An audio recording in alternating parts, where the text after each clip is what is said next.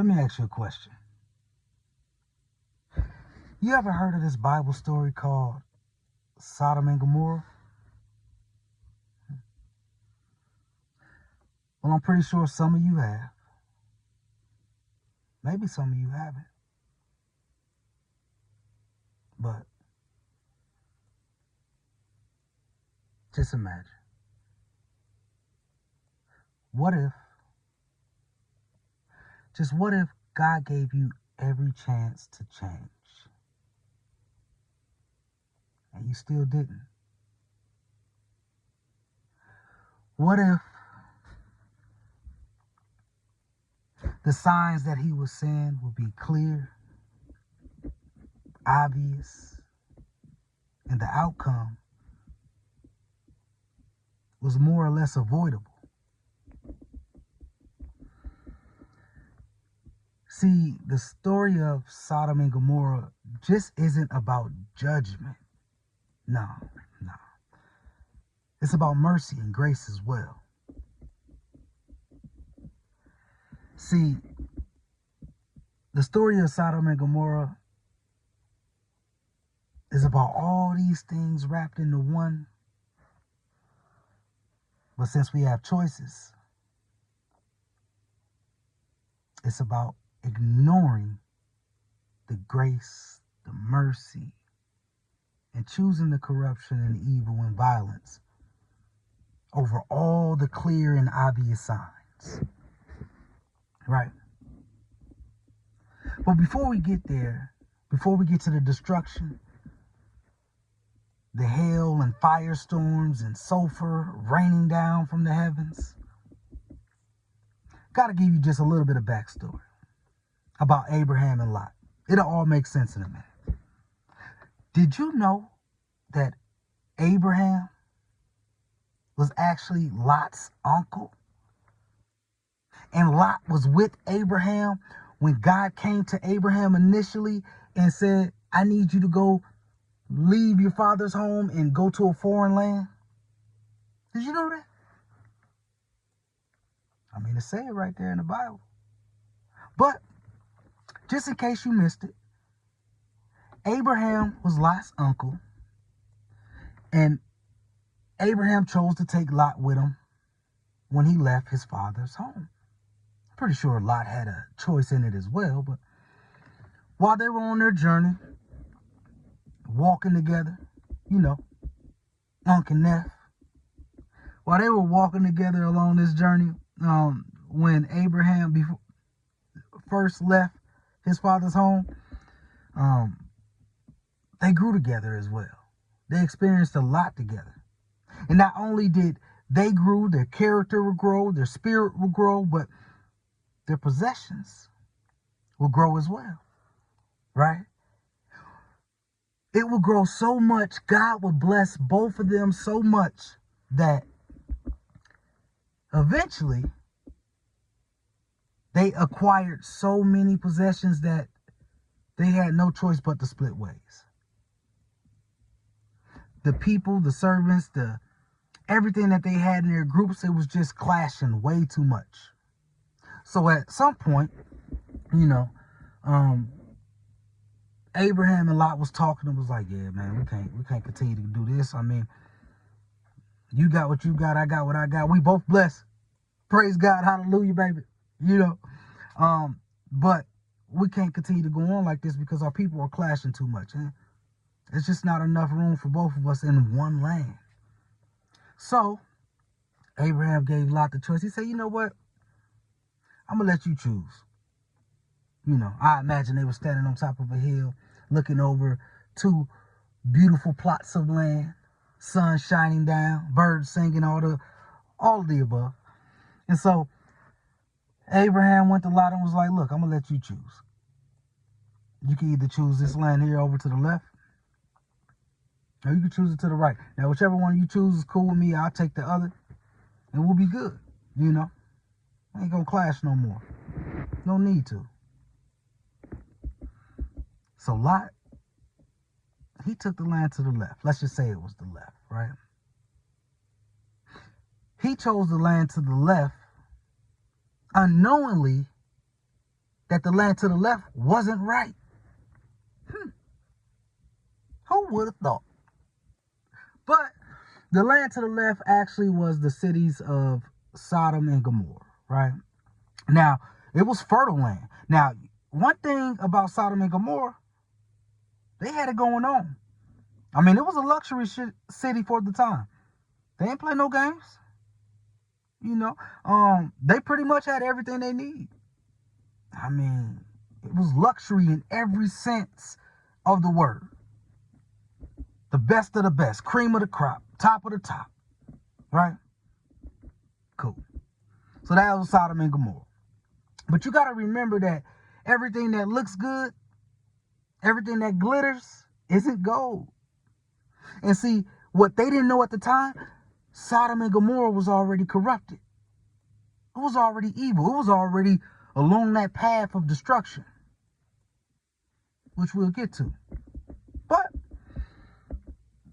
going back to Abraham and the land that he resided in, you know, and you remember when God came and visited Abraham and Sarah outside the tent, mainly Abraham, and was telling them all these things that he's going to do for them and bless them with the son Isaac and so on and so forth, what have you. So after that, it was God and two other angels, right? So after that, you know, the two angels, they go ahead of God because God is kind of revealing his plans and a little bit to Abraham about where he's headed to next, which was Sodom and Gomorrah, right? So he talking to me like, yeah, man, you know, I don't know if you know, but they've been tripping down there. Yeah. Sodom and Gomorrah, yeah, the Twin Cities, bro. They've been acting a fool. I mean, I'm feeling like I need to pass judgment on them, man, because I already promised that I wasn't going to destroy the earth by flood no more, and you know that's what my rainbow's about. And since my promise, my word is bond, you know, hey, I'm God, baby. You know, since my word is bond, you know, I ain't gonna do that. I never break my word. I can't. I can never lie, right? So since I can never lie, I ain't never said I wouldn't pass judgment on one city. Now, I ain't making no promises, but let's just say it might be that time. Now, Abraham's listening to God. Remember, Abraham and God is walking right after, you know, God's leaving his tent. And so during that journey, Abraham's listening. And he was like, hey, God, hey, look, check this out. Hey, not to mean to cut you off. See, he was very respectful. Very, very much so respectful. The way he did it was a lot more respectful than what I'm explaining right now. But let's just say, he was like, hey, look, not mean to cut you off, God, but hey, check this out. I got a question. I'm just curious. Just out of my curiosity. I hear what you're saying and all. But you being God and everything, I know you ain't gonna destroy the righteous with the wicked, right? You God, you ain't gonna do that, baby. That is beneath you. I know it. But just to make sure, I'm just curious. Let's just say, just throwing a number out there. Let's just say if you find 50 righteous men and women, will you spare them? And God, you know, he didn't have to think about it much. But he did answer. And he said, yeah, I guess if I find 50 righteous men and women, I'll spare them. So Abraham was like, cool. Well, let me ask another question. What if you find 45? And he repeated this same type of question, thinking he was slick, working his way down. What if you find about, like, let's say 40? I'm just throwing a number out there. What about 30, 20, 10? And at this time, I like to imagine God walking away and Abraham still yelling out numbers, counting down.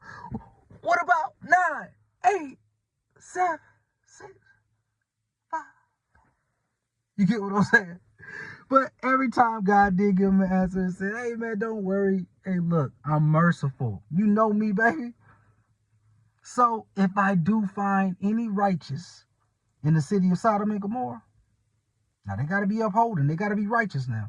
But if I find them, yeah, I'm going to spare them. I'm going to spare him. Don't worry. I got you. And so Abraham was like, cool. I thought that's what you would say because, you all powerful, all merciful. You God, baby. So I thought that's what you would say, but I just had to make sure. I had to make sure that your mercy, your grace was still on the table. Now, you got to remember, like, we're talking about people, real people in the Bible. See, a lot of times we forget to make that connection. These are real people in the Bible that feel real emotions, and Abraham had real family that was staying in Sodom and Gomorrah. Lot and his people, right? Lot and his family, right? So he had to just make sure that everything was cool and kosher. If they were to prove they're self-righteous, that mercy and grace will still be on the table and that they wouldn't be destroyed, right? So cool. God grant them that. Now back to the angels. Now the angels that went ahead of God, they already down there in Sodom and Gomorrah. Now, when they show up in the city of Sodom and Gomorrah, they're not necessarily showing up as angels, right? They're angels, but they're showing up as just travelers. Because if they showed up as angels, I mean, everybody would be on their best behavior. Of course.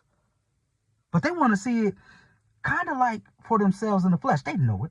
I mean, well, God knows it. And they know what God has told them, and I'm pretty sure revealed to them, or however have you, you know what I mean?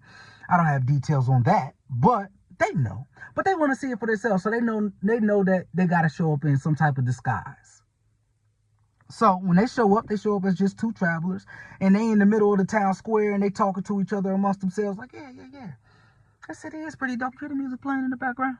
I like that. Yeah. Ooh-wee. Hey, this city got almost everything you need. And it's beautiful. And they talking amongst themselves, and they was like, you know what? I guess we'll just stay here, right here in the open square. I mean, we'll be good for the night, right? But Lot sees them. And not only does he see him, he overhears him. And Lot, knowing what he know, because he's been staying there for some time now, he knows, like, man, I don't know who these people think they are, but they must not know what side of town they on. This Sodom and Gomorrah, baby. And I don't think it's safe, he's thinking, I don't think it's safe for them to stay in the open square, especially not when night falls. Oh. So Lot, being a upstanding righteous man, he goes over to the two travelers and like, hey, what's your names? You know, a little small talk. He was like, hey, look, hey, check this out. Man, my wife and my daughters and stuff at the house, they just made this beautiful meal. You know, I got a couple extra bedrooms. You know what I mean? We got some hot showers. You know, they ain't had showers at the time, but that's how I like to think of it. We got some hot showers. You know what I mean? You can make yourself at home, baby. I mean, you say you was just staying for the night, right? And then y'all gonna be on your way? You might as well just come with me. You know, we got extra food, extra linen, extra beds, or whatever you need to make you stay a little bit more comfortable. You don't want to sleep out here in the town square, right? No. So after strongly assisting, by the way, that they come and follow him and come to his residence, the two angels, he didn't know they were angels at the time, the two travelers, they say, you know what? That do sound good. You know, I appreciate that. Actually, lead the way. You say your name was Lot? Okay, lead the way, player. We coming. I mean, it sound like a good time to me. You might as well. You want to go? Yeah, let's go. We're going to follow you. So they follow Lot back to his place. And of course, you know, Lot, knowing the city, he was right. Right? Because night would eventually fall. And when night fell, a mob had gathered together. Now, this mob of men were from Sodom and Gomorrah, of all ages, young, old, middle age, in between, all of that, right? They all had gathered together outside at night, outside of Lot's house. And when they gathered together outside of Lot's house, they bringing nothing but trouble, commotion. And they like, hey, look here. Hey, Lot. We know you got them two travelers in the house, baby. You know how we get down. We don't play that around here. Not on this side of town. And so, look, go ahead and bring them out. You know, bring them out. And we're going to leave your house, but we leaving with them. We ain't leaving until you bring them out, you send them our way, and let that be that. No, we ain't playing. You know how we get down. You seen it before. So just go ahead and send them out and everything will be good. Now they're making all this commotion outside the house and everything. Lot steps out because they yelling at this point. Lot steps outside and like, hey, man, look, calm down, man. Look, calm down. Shh. Calm down. Bro, he pleading with him, going back and forth. He's like, please, please, please, look. These are guests that I've welcomed in my house. Respect me, respect my land. He's like, yeah, we ain't trying to hear all that. We're trying to get to know them travelers. Now, you got to understand when the Bible say we trying to get to know, well, that's kind of my words. But when the Bible refers to knowing, let me give you an example. When the Bible says Adam knew his wife Eve, and when Adam knew his wife Eve, they conceived and had child. Something along those lines. So you get what I'm saying, right? When the Bible refers to know or knowing in that fashion, you get what I'm saying. Read between the lines now. So the mob outside the house was like, yeah, we trying to get to know them travelers. They ain't talking about having a conversation. They talking about violence. They talk about corruption. And remember, the clues is in the name of the city. Cities. But one city in particular.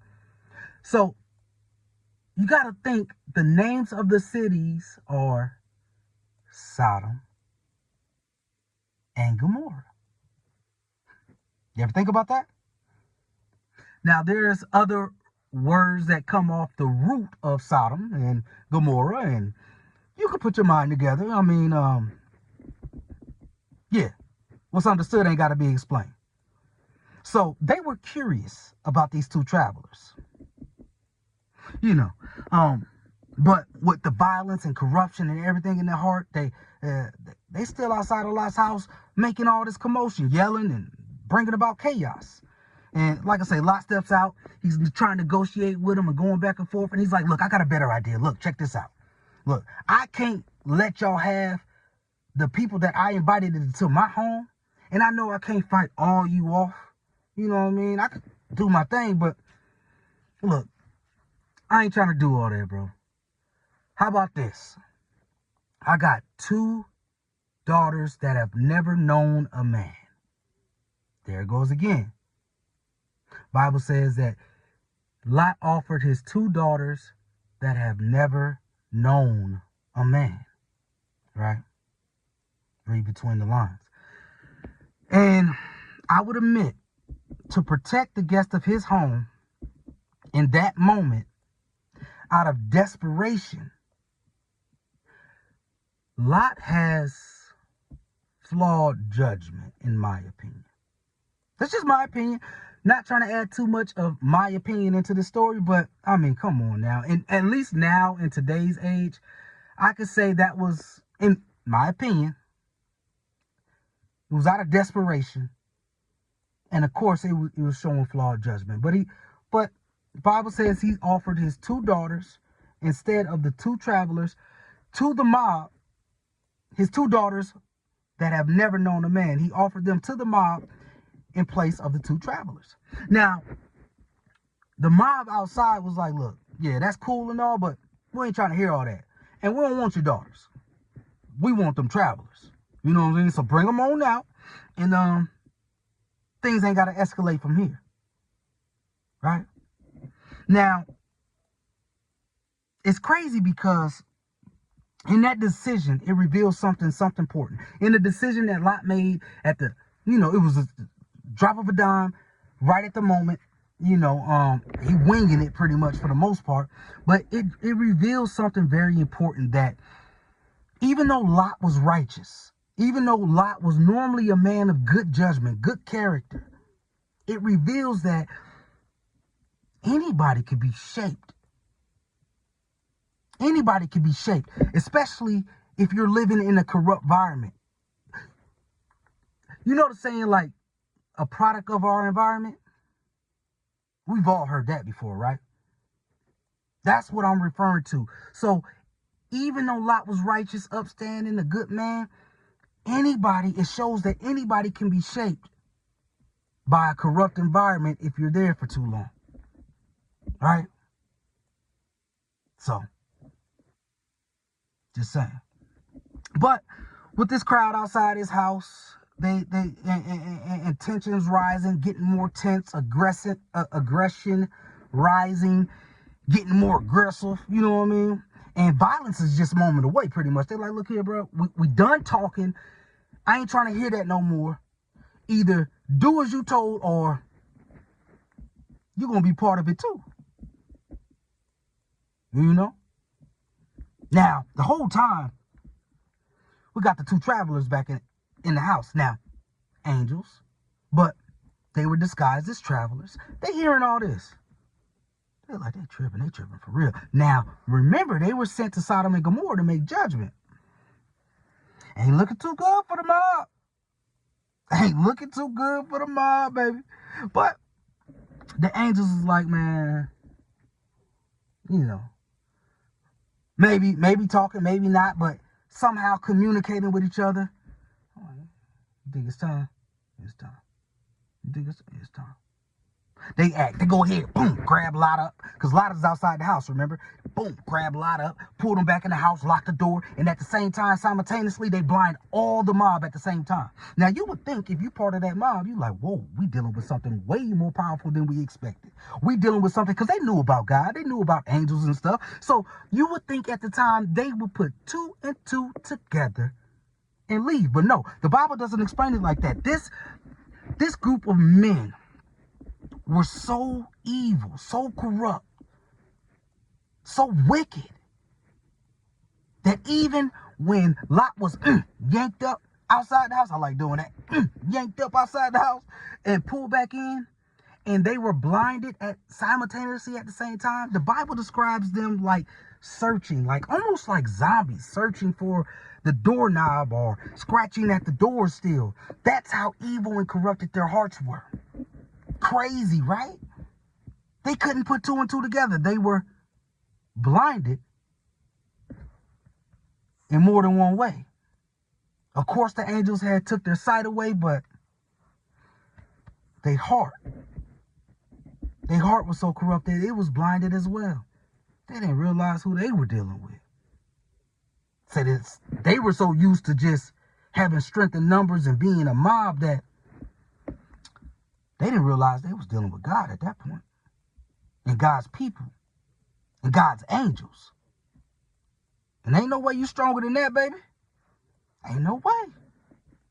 So, after the angels yanked Lot up, pulled him back into the house, they revealed themselves. They was like, hey, look, we angels, baby. I don't know if you know. Lot was like, all shocked, astounded, taken back. I was like, no, I had no idea. They was like, yeah. We were sent here by God, and we were sent here to judge this town, and we kind of made our judgment by now. But look, you all right. You all right. You know what I mean? In other sense of the words, the angels was like, Lot, you cool with us, baby. You know what I mean? But I will tell you, since judgment is coming in the morning, you need to get your possessions, whatever you can carry and take, not too much, and get your family, and y'all need to get up out of here. Whoever you love, tell them. But at this point, judgment is coming. We about to go back, report to God, and let them know. Ain't gonna work. We seen it for ourselves. They didn't know we was who we was and sent by you, but we seen it for ourselves. So judgment coming, baby, you know what I'm saying? Get your people, get your possessions, get everything you need, and get up out this town by morning. You hear me? We're going to give you till morning. So, Lot goes to his sons-in-laws at that time, and, I'm pretty sure he in a panic. First he was thanking the angels. Thank you. So, but after he goes to his sons-in-laws, he was like, hey, look, I ain't got too much time to explain because I got to get ready and I got to get my own stuff. But look, this is what happened, da-da-da-da-da-da. And y'all need to come with me because, I got love for y'all. Y'all my sons-in-laws. And we need to get out of here by morning. And so the sons-in-laws was like, you got to be kidding me, right? You say, what? When this happened? Oh, okay.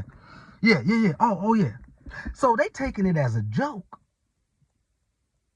And Lot was like, no. I'm serious. Like, man, whatever, bro. I ain't got too much time. So at least he told him, right? Because sometimes you could be speaking to somebody and it still falls on deaf ears, even though you're giving them the right information. You can't force them, right? Can't force anything on anybody. But at least you told him. In that case, at least Lot told him, right? Because sometimes the truth can sound so far-fetched, so unbelievable, that in the moment, it's just that. Unbelievable. Until it actually happens. So, morning comes, and Lot, even though he's packed, he's ready to go, he's still hesitating. I mean, even now, and he's seeing this stuff directly. He's got word from the angels directly. He's still moving slow. But this part of the story is when I like to think, I know that God's mercy and grace shows itself, right? And so, where the mercy shows itself is through the angels. Because the angels, when they show up, they're like, what? I'm pretty sure they're like, what? Come on. They grab him up again. They grab him up. They grab his wife up. They grab his daughters up. And they physically move them outside of the city. Because Lot was moving too slow. They were like, look, we already told you. Now, I'm pretty sure they could have left him there. That's why I said it had to be grace and mercy, because they could have left him there and been like, bro, he ain't listening. But they didn't. They physically grabbed him and his family and moved them outside of the city, right? And so when they did that, they like, look, we're doing this because God is having mercy on you and yours. So, take that and get gone.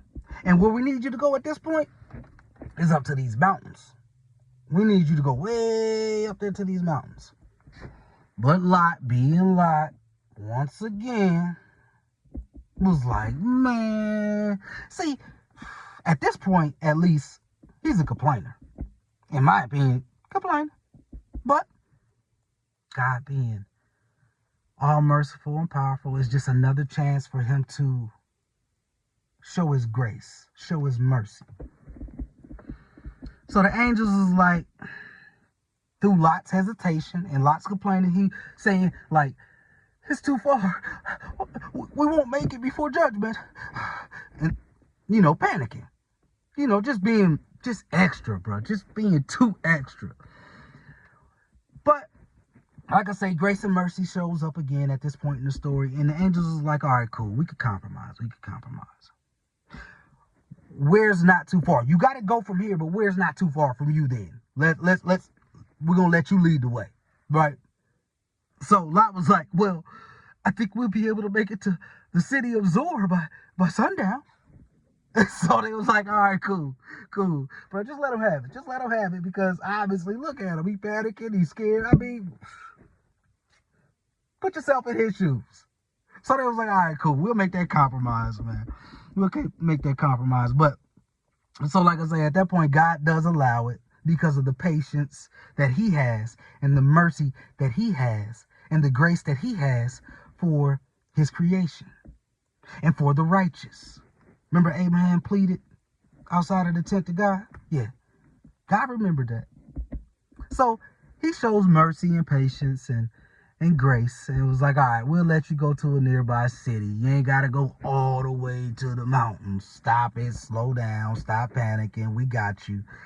But there is one command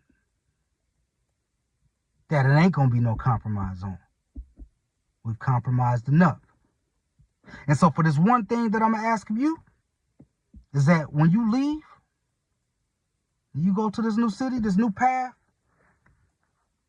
you can't be looking back. Now, I don't know if it was a physical look, a symbolic look, but maybe both. But when they gave him the one command that wasn't going to be compromised on, that was it. And I think more so on the symbolic side, they gave him this command because it's like, You can't be lukewarm with God. You can't be hot and cold. It's like either you with me or you against me. One or the other. And you already know my power and everything else. You've seen the wonders that I've already blessed you with, the possessions I blessed you and Abraham with along your path and your journey, and how you was always protected and covered, right? You've seen that for yourself. So I don't need you to be lukewarm, hot and cold. I need you to trust me fully if you're going to trust me at all. Trust me.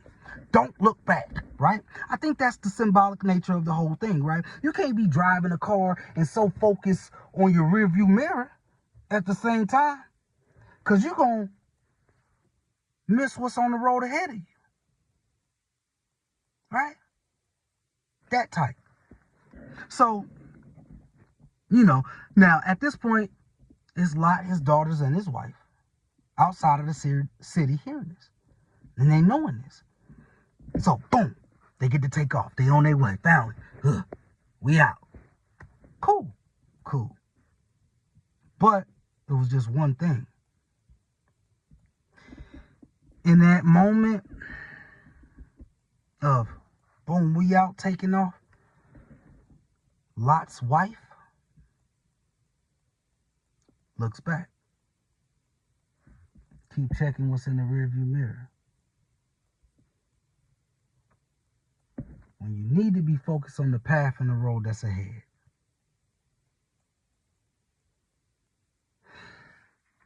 And when she looks back, she's turned into a pillar of salt. Right? I think more so the looking back once again may have been both, may have been symbolic, may have been the physical looking, but I think it was because even though her body, Lot's wife's body, had left the cities of Sodom and Gomorrah, her heart was still there. Remember, you can't be lukewarm. You can't be hot and cold at the same time.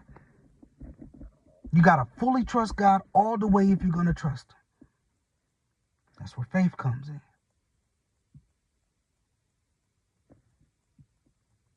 But then, it happens. The destruction of the cities of Sodom and Gomorrah, right?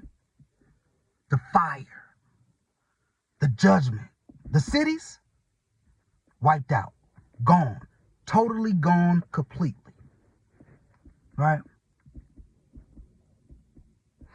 And the Bible also explains far away, Abraham and standing off looking over the land, and he gets to see the destruction of these cities. Well, at least the smoke rising from the cities like a furnace, I think that's what it says. Almost like a chimney or something of that nature. Abraham is looking over the land and he sees it. So he knows that the judgment has been casted at this point over the city.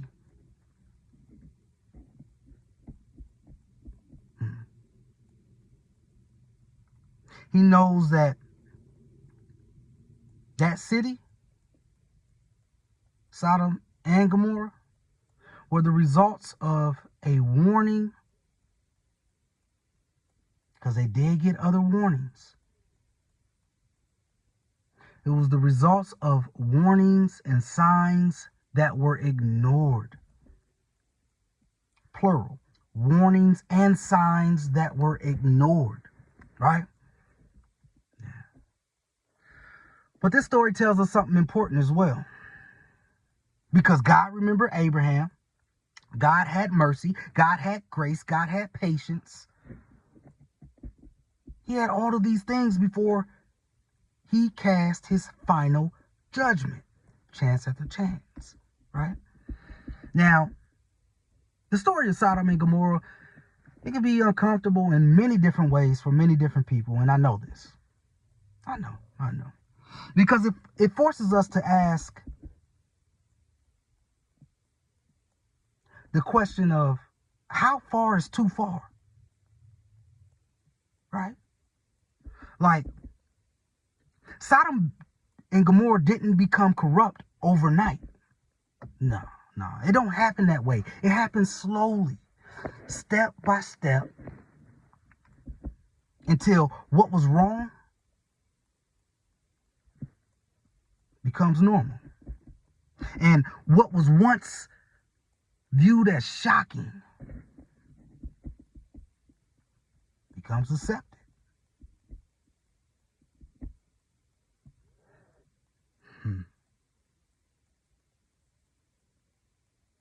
Becomes accepted, so much so until no one questions it anymore. And Lot wasn't really like them, but he lived among them. Get what I'm saying? Like, over time, living amongst them in the corruption and the evil, it affected him in a way. It affected him. It did. I mean, through his desperation, look at his flawed judgment when he offered his 2 daughters that have never known a man to the mob. Not going to say it's wrong, not going to say it's right, but I'm just saying look at his judgment, right? So it affected him, obviously. But it shows us, like, the danger of staying in a corrupt place. The danger of that you don't have to fully embrace something for it to fully affect you. Because remember, this stuff happens slowly and over time. It doesn't happen overnight. So those changes that are taking place, the effects that are affecting you, most of the time they go unnoticed until it's too late, until judgment is being passed, right? But in this story of Sodom and Gomorrah, like I say, it shows mercy, it shows signs, it shows grace. And God warned them. God gave them plenty of time after time. God delayed his judgment. God remembered Abraham and his pleas of saving the righteous if he were to find some. God sent his angels. God made a way out for Lot and his family. And still, even though Lot was warning some people, let's say, but the Bible specifically mentions Lot warned his sons-in-law,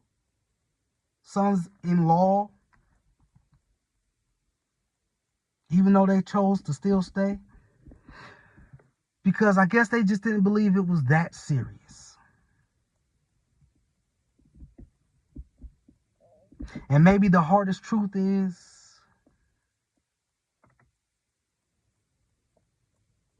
judgment doesn't come without warning, right? Like I said, it just doesn't work that way. Through grace, through mercy, we have chance after chance, majority of the time. But eventually it will run out because judgment has to come. But I guess what I'm trying to get to is, the real question is,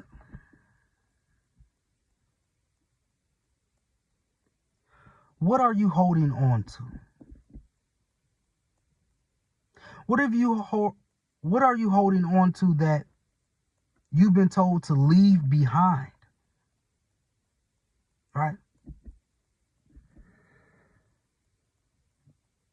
And if that moment was to come,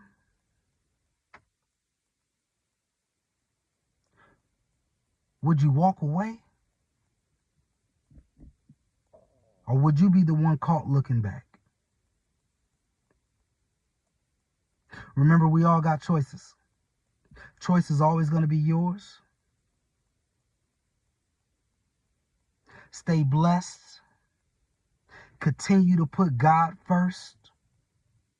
Always and forever.